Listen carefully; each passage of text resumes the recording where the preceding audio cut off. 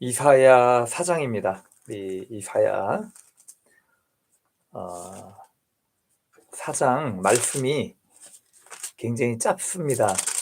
우리 4장 1절부터 6절까지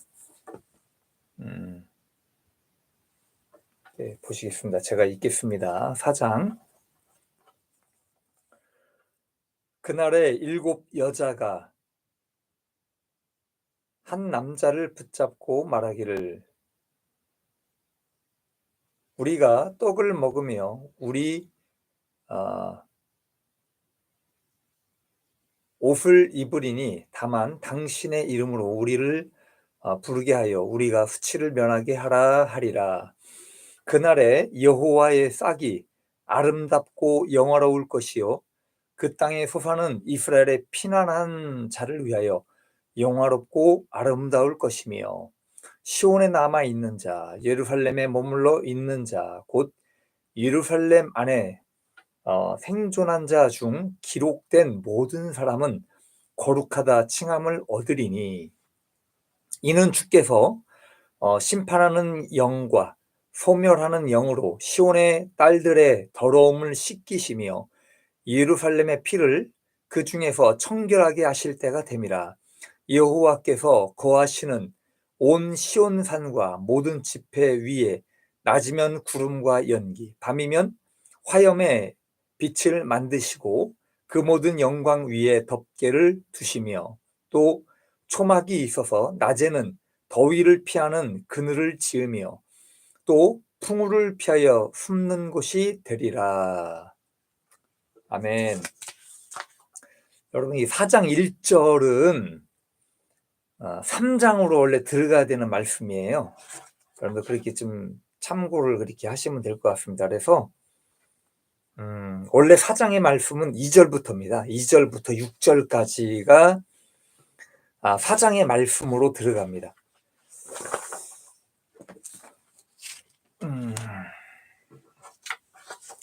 자, 우리가 이사야 강의 14강째 우리가 들어가고 있습니다.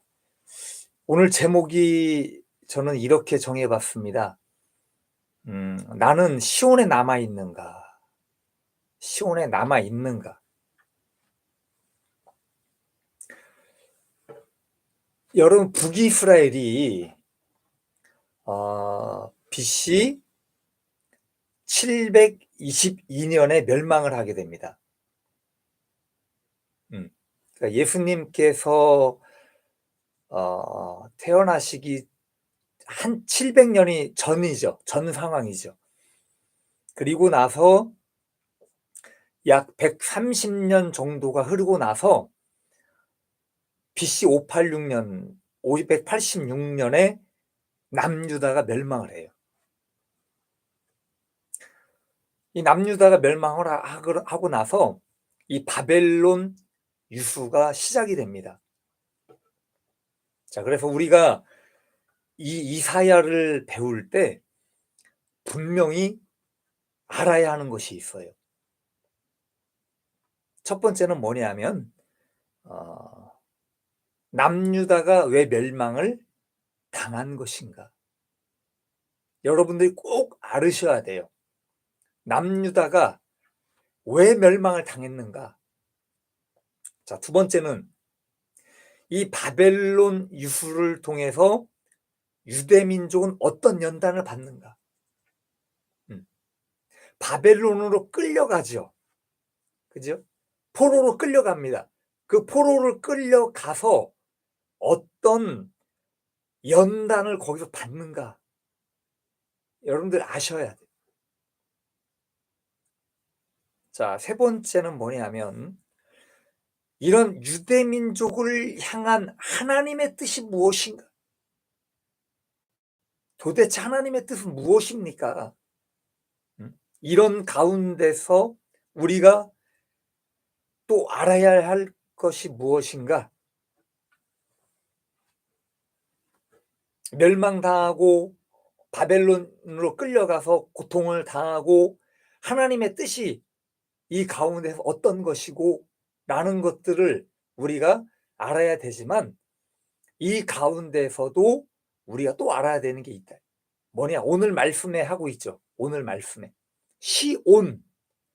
시온이라고 하는 것 도대체 무엇인가?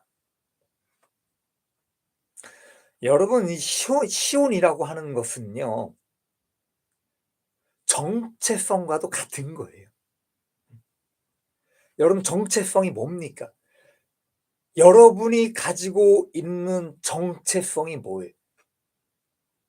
우리가 매번 말씀을 통해서 제가 이야기를 많이 했죠. 나는 어디서 왔고, 나는 누구를 믿어야 하고, 나는 어디로 가고 있는가? 여러분, 나에게 그것이 확립이 되어 있지 않고, 나에게 그것이 정체성이 무엇인가를 내가 정확하게 모르고 있다라고 한다면, 그냥 세월을 흘러서 그냥 지내는 것밖에는 안 되는 거예요. 내가 도대체 뭘 하는 것이, 예배를 드리면서도 도대체 내가 무엇을 하는 거지? 나는 그런 생각들을 가지고 있다는 거예요.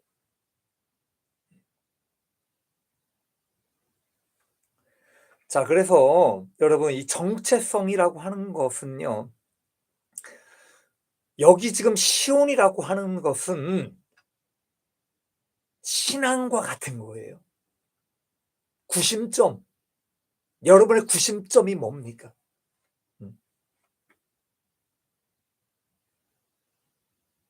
수많은 유대인들이 구심점이 있었잖아요. 구심점이 예루살렘을 중심으로 해서 하나님을 예배하고 또 하나님을 찾고 기도하고 그런 장소가 있었다는 거예요. 그게 시온입니다. 하나님을 알고 만날 수 있는 곳. 그리고 하나님 나라를 생각하고 마치 그 시온이라는 곳을 통해서 고향과 같은 거예요. 내가 마음을 둘 수 있는 곳.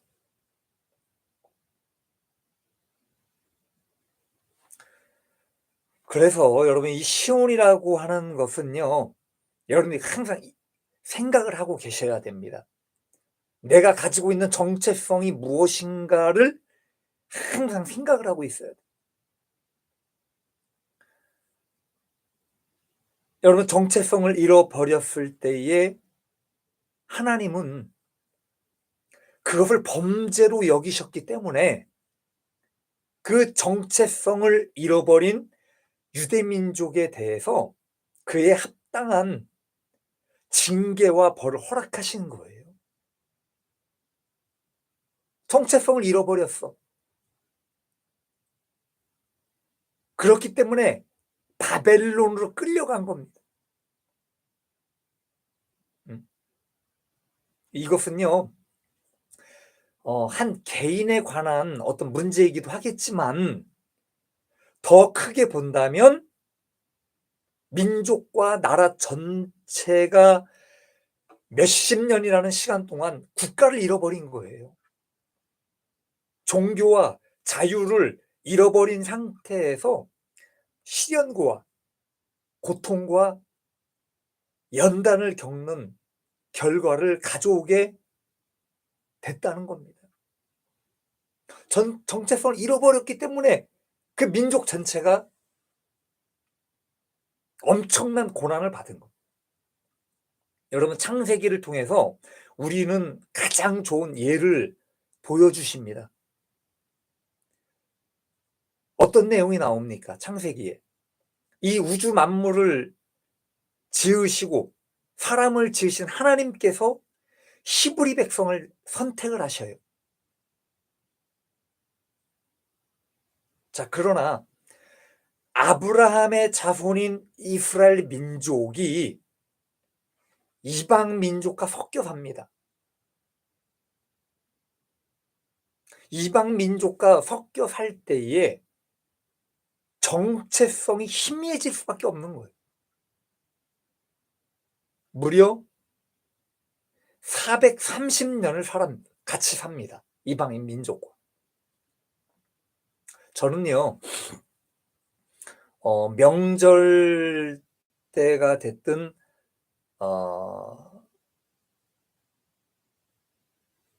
부모님의 어떤 기일이 되거나 또, 시향 같은 걸 하죠, 시골에서. 그 시골에 가면 조상들의 묘를 들리게 됩니다. 그 묘의 비석을 보면 분명히 나의 조상이에요. 굉장히 수많은 그 묘의 비석을 보면서 나의 조상은 맞지만 이분은 과연 어떤 분이셨는가? 그리고 어떤 신앙을 갖고 있었는지를 전혀 알 수가 없다는 거예요. 여러분들 한번 생각을 해 보십시오. 불과 100년도 안 된 시간 안에 우리 조상들이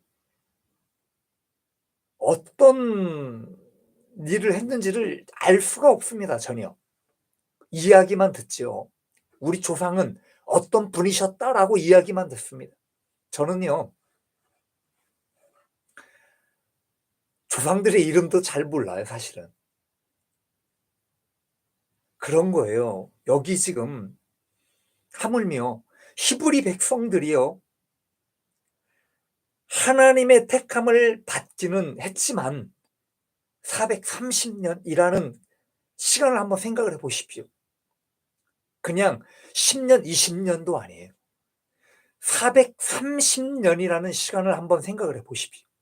긴 세월을 지나고 몇 세대가 거쳐 지나갑니다.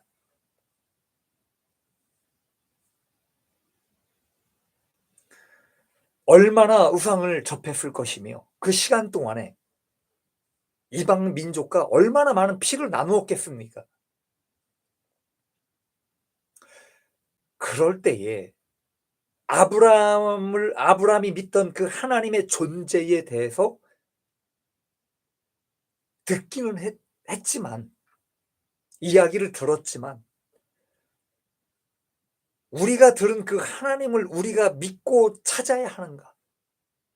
그런 생각들을 했겠는가? 한번 생각을 해 보십시오. 많이 생각을 못 했을 거예요. 내가 정말 하나님을 믿어야 되는가? 응? 내가 지금 여기서 왜 살고 있지? 이 애굽이라는 땅에서 내가 왜 여기서 살고 있는 거야? 나도 모르게 이 땅에 살아가고 있다 이거예요. 그 예전에 들었던 하나님에 대해서만 얼핏 알고 있는 거예요. 그렇기 때문에 내가 믿는 신이, 내가 믿어야 될 신이 하나님인가라고 하는 그 생각조차도 의심할 때가 있다는 겁니다.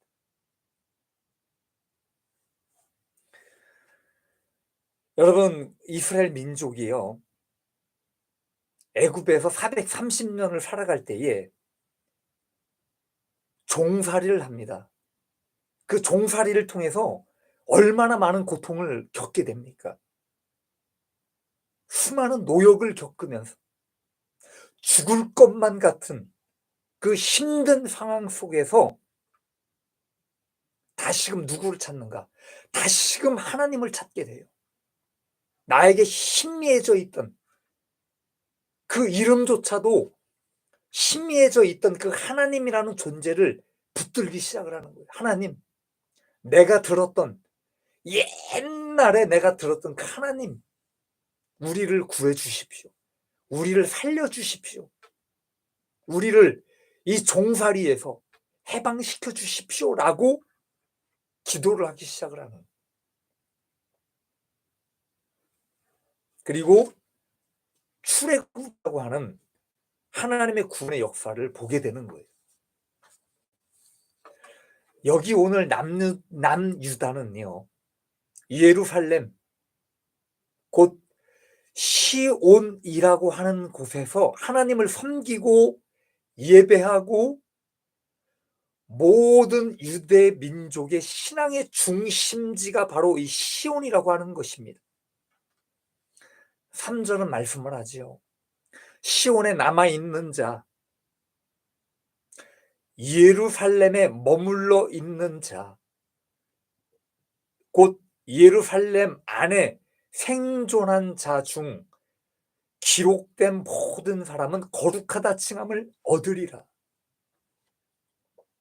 이 말이 뭡니까? 여러분, 시온이라고 하는 곳, 예루살렘에 남아있는 생존자들만이 거룩한 사람들로 인정받게 된다는 거예요. 자, 그렇다면 나머지 모든 사람들은 어떻게 됐다는 이야기입니까? 전부 바벨론으로 다 잡혀간 거예요. 바벨론으로 다 잡혀갔어요. 이것이 역사입니다. 실제적인 사건을 기록한 내용이기도 합니다. 그러나 이 내용은요, 우리에게 많은 영적인 메시지를 주고 있다는 거예요.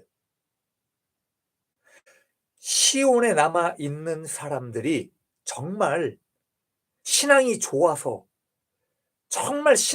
남아 있는 걸까요? 왜 남아 있습니까? 이 사람들이 무엇을 잘하였기에 시온에 남아 있단 말입니다. 여러분, 실제적인 사건으로 본다면 시온에 남게 된 사람들은요, 전부 노약자예요. 병든 사람들입니다. 그리고 버려질 것 같은 어린아이들이에요.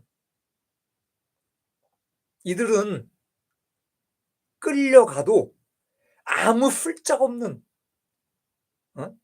마치 쓰레기처럼 버려진 사람들이라는 거예요. 버려진 사람들.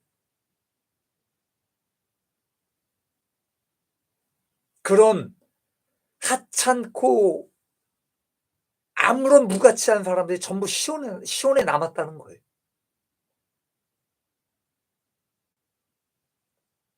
그렇다면 바벨론으로 끌려간 사람들은 누구입니까?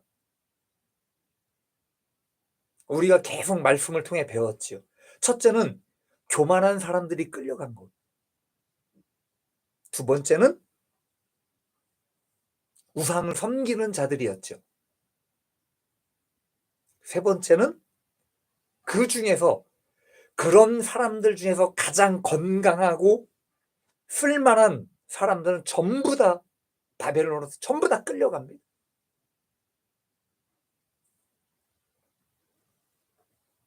그리고 종살이를 하게 되죠. 자, 바벨론 유수 기간 중에 유대 민족은 또다시 애굽에서의 종살이처럼 70년을 노예 생활을 겪게 됩니다. 제가 아까 처음에 말씀드렸죠. 바벨론 유수를 통하여 유대 민족 어떤 연단을 받는, 노예가 된 거예요, 노예. 모든 자유를 빼앗기고, 때로는 쇠사슬에 묶이고, 때로는 채찍을 맞으며, 그들은 하루하루를요 비참하고 고통스러운 그런 나날을 보내게 됩니다. 무슨 자유가 있겠습니까? 아무것도 할 수 없는 거예요. 그저 비참하게 살아갑니다. 자, 우리는 이것에 대해서 우리가 이 바벨론 유수를 통해서요, 신앙의 관점으로 다시 볼 수 있기를 바랍니다. 네 가지만 말씀을 좀 드립니다. 첫 번째는 나는 바벨론에 잡혀간 자입니까? 묻는 거예요. 나도 바벨론에 잡혀간 사람이냐 이겁니다. 여러분, 바벨론은요 세상을 상징합니다. 바벨론은 사단이 사로잡은 것을 상징합니다. 바벨론은 죄에 속한 것을 상징합니다. 우리가 만약에 바벨론의 포로가 되었다면 이미 우리는 신앙의 정체성을 잃어버린 거예요. 그래서 하나님이 내 안에 없음을 이야기합니다. 바벨론으로 끌려갔다는 이야기는 내가 신앙을 잃어버린 거예요. 하나님 안에 있지 않은 거예요. 얼마나 여러분 무서운 말입니까? 나는 하나님과 아무런 상관이 없는 자예요. 자, 두 번째는 나는 시온에 남아 있습니까? 나는 시온에 남아 있냐 이거예요. 다른 사람은 인식할 필요가 없습니다. 신앙이라는 건요. 신앙은 하나님과 나예요. 하나님과 나로 시작을 합니다. 그리고 하나님과 나로 끝나는 겁니다. 하나님으로 시작을 해서 하나님으로 끝나야 돼요. 내가 절대로 다른 사람의 신앙을 책임져 주지 못해요. 단지 내가 할 수 있는 것이 있다면 내가 가지고 있는 신앙의 영향력을 다른 사람에게 미칠 뿐이에요. 아무리 옆에 있는 사람한테 예배 잘 들으십시오. 교회 잘 나가십시오. 신앙생활 열심히 하십시오. 100번, 1000번 교회를 데리고 나가 보십시오. 그 사람이 하나님 앞에 구원을 받습니까? 내가 아무리 신앙생활을 같이 한다라고 해서 그 사람이 구원받는 게 아니라는 거예요.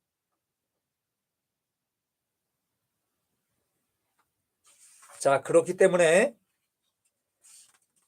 내 가슴에 손을 얹고 내 자신이 하나님과의 관계 속에서 정체성을 잡고 있는가 보시길 바랍니다.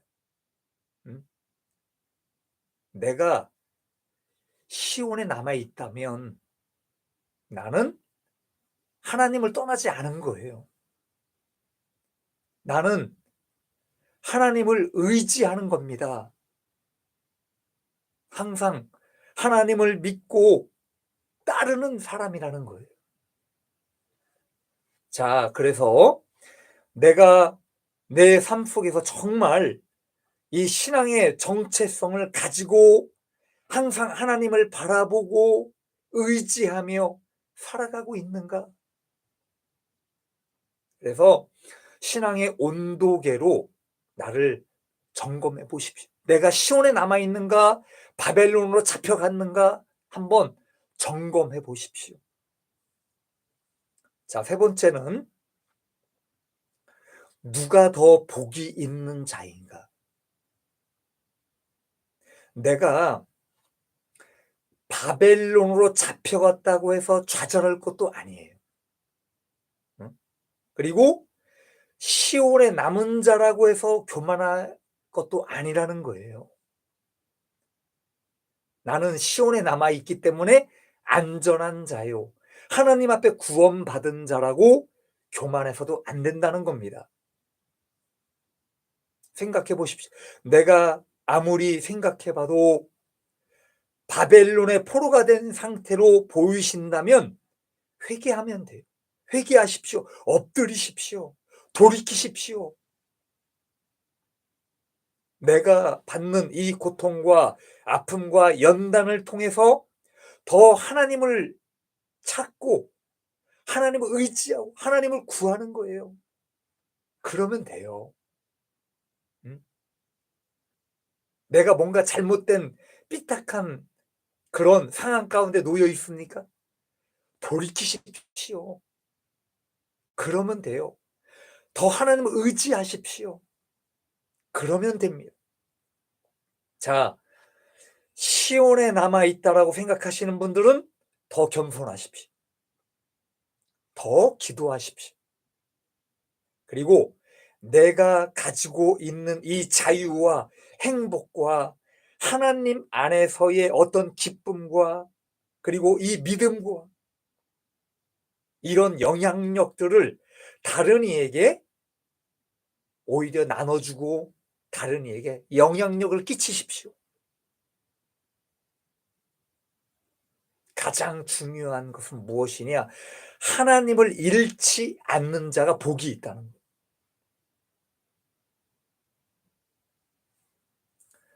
여러분, 마지막으로 우리는 누구에게 소망이 있는가? 누구에게 소망을 가져야 됩니까? 내가 아직도 세상에 어떤 것들에게 소망이 있으십니까? 이 세상을 살아가면서 내가 가지고 있는 소망이 이 세상과 연결이 되어 있습니까? 아직도 잘 살고 싶고, 아직도 모든 것이 다 넉넉하고 싶고, 그리고 다른 사람에 대한 어떤 소망을 두고 살아가시냐 이거예요. 하나님을 의지하는 것보다 사람을 더 의지하고 살아가냐 이거예요. 저는요, 그렇게 오랜 시간을 살아오지는 않았습니다. 불과 50년 조금 넘게 살아왔습니다. 그런데 시간이 지나면 지날수록 나에게 소망을 두고 살아가야 할 분은 하나님밖에 없다 이거. 결국은 사람도 아니고 물질도 아니고 나를 사랑하고 나를 지켜주실 분은 하나님밖에 없더라 이거예요. 재산도 없습니다. 저는 아무런 재산도 없습니다. 잘난 것도 없습니다.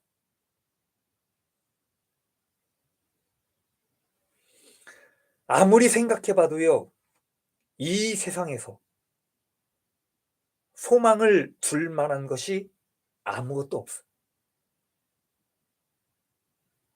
누구를 의지하겠습니까?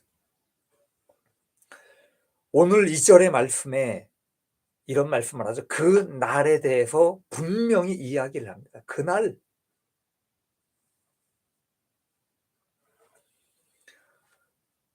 바벨론에 잡혀간 자나 시온에 남아 있는 자들 모두에게 봄이 찾아와요. 봄은 찾아오게 됩니다. 매년 이제 여러분 겨울 다 지나갑니다. 다 지나갔어요. 이제 봄이 올 거예요. 나무에 꽃이 피고 새싹이 돋아날 겁니다. 땅에서는 풀들이 올라올 거예요.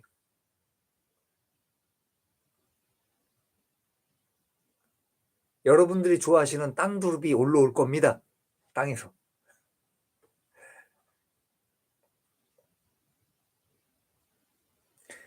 왜 하나님은 싹이라고 표현을 하셨는가?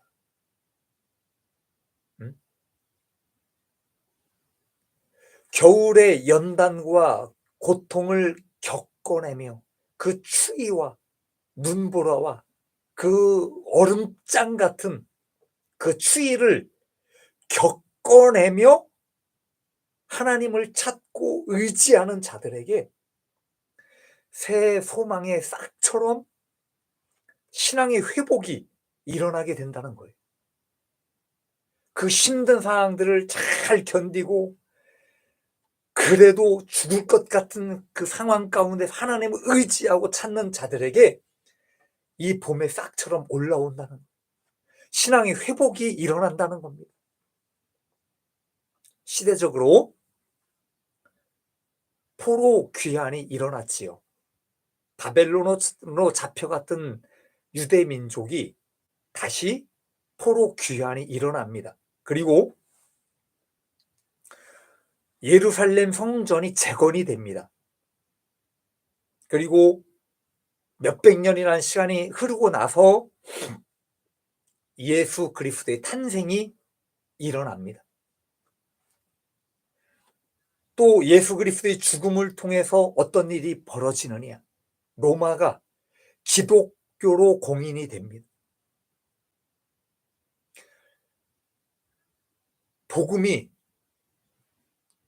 전 세계에 온 땅에 복음이 전파가 됩니다. 그리고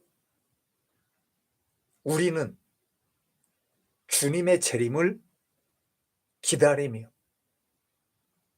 그리스도께서 다스리실 새 예루살렘을 기다리고 있습니다. 봄날의 새싹처럼 그날은 반드시 온다는 거예요. 자, 그렇다면 우리는 누구를 의지하고 누구를 소망해야 하냐 이겁니까? 누구를 소망해야 되는? 답은 나와 있죠. 여러분, 주님을 소망하십시오. 사람이 아니에요. 이 세상도 아닙니다. 주님을 소망하십시오. 다시 한번 말씀을 드립니다. 여러분을 살리고 여러분을 고통 없는 저 천국으로 인도할 주님을 소망하고 기다리고 바라보십시오. 그게 믿음이에요. 그래서 오늘 이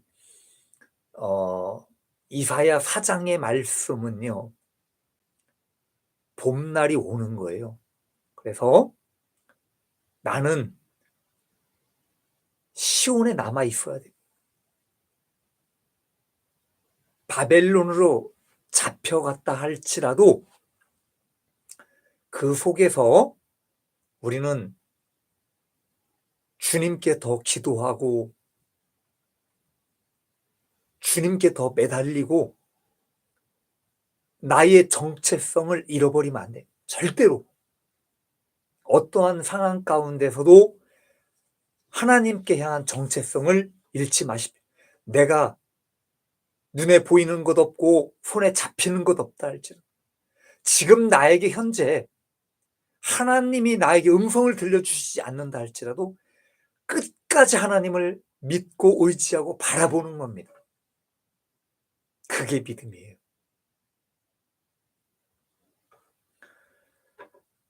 우리 공동체 식구들 부디 주님과 그 나라에 함께 들어갈 수 있는 성도가 되기를 바랍니다.